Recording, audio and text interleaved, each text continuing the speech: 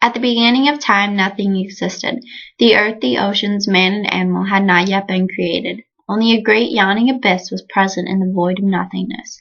Out of the abyss, a land of eternal mist, darkness, and cold was formed to the north. To all beings, this land was known as Niflheim. To the south lay the land of fire, Muspelheim.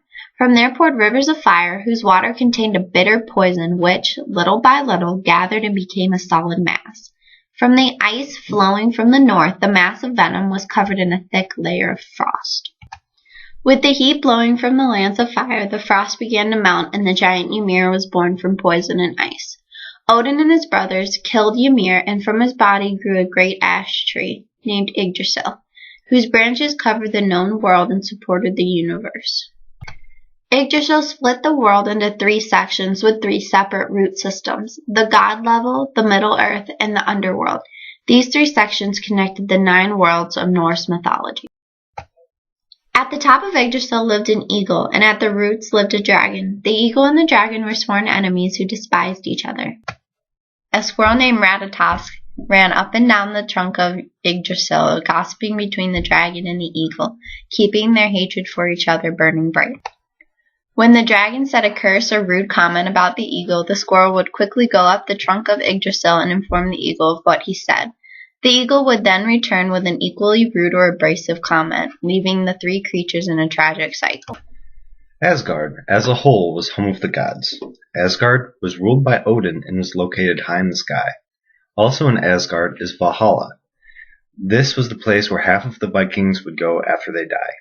Every day in Valhalla, the fallen warriors would rise, put on their armor, and go out in the battlefield. When they did this, they would fight all day, and if they were injured or killed at any point during the day, it would not matter, as they would be resurrected for dinner, where they would have meat and pork. Vanaheim, home of the Vanir gods, an old branch of gods that were masters of sorcery, magic, and known for their ability to predict the future. The land of Vanaheim is a mystery, no one knowing where it lies nor what it looks like. Alfheim is located next to Asgard in the god realm. This is where the light elves lived. The elves were viewed as beautiful creatures and were considered guardian angels under the rule of their god Freyr. The elves were minor gods of nature and fertility, and they also helped deliver inspiration to art and music. They held the ability to either help or hinder humans as they used their magical powers. Jotunheim is the land of the giants. The world was created when Odin and his brothers Vili and Ve killed the first Jotun named Ymir. The world was then created from his corpse. Jotunheim consists mostly of rocks, wilderness, and dense forest. So the giants lived from the fish in the rivers and the animals in the forest, because there was no fertile land. The stronghold Utgard was formed from blocks of snow and ice, and that is where the feared king of the giants, Utgard Loki, lived. Muspelheim, a hot, bright, glowing land in the south, guarded by the fire giant Surt. It is located in the opposite region of Niflheim. Sparks from Muspelheim are thought to be the creator of the sun, moon, and stars. Muspelheim is a land of fire giants and demons. Muspelheim plays a large role in the creation myth and is also said to play a large role in Ragnarok, the end of the world. Midgard was the home of the humans. The humans in society were divided into 2 different lifestyles. The first lifestyle was the Vikings, who purposefully followed the god Odin with their lifestyle of attacking and plundering. They were very warlike and believed in what they did from their mythology. The Vikings attacked and stole from other villages to survive. In their mythology, half of the Vikings, when they died, would go from Midgard to Valhalla. As I said before, they then fight every day and return that evening for dinner, regardless of what happened to them on the battlefield.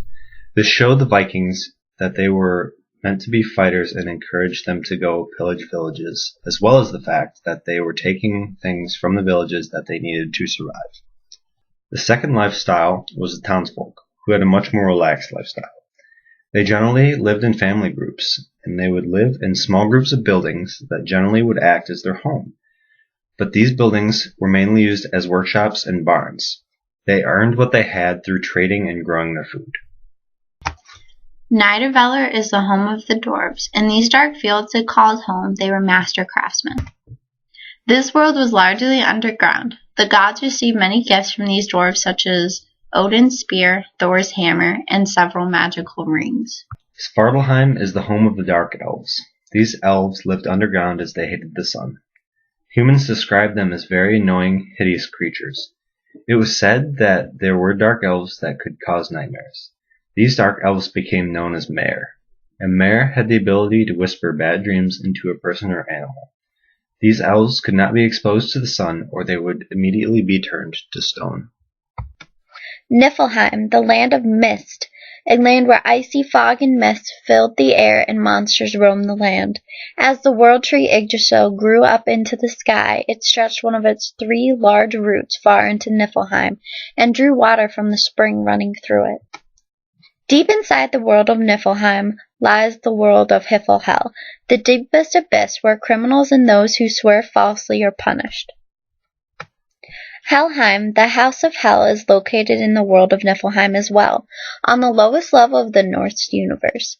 It is ruled by Hel, the monstrous daughter of the trickster god Loki. This is the home of the dead. Those who die of old age or disease, and those who are not killed in battle, go to Helheim. No one can ever leave this place because of the impassable river that encircles Helheim. Once they enter Helheim, not even the gods can leave.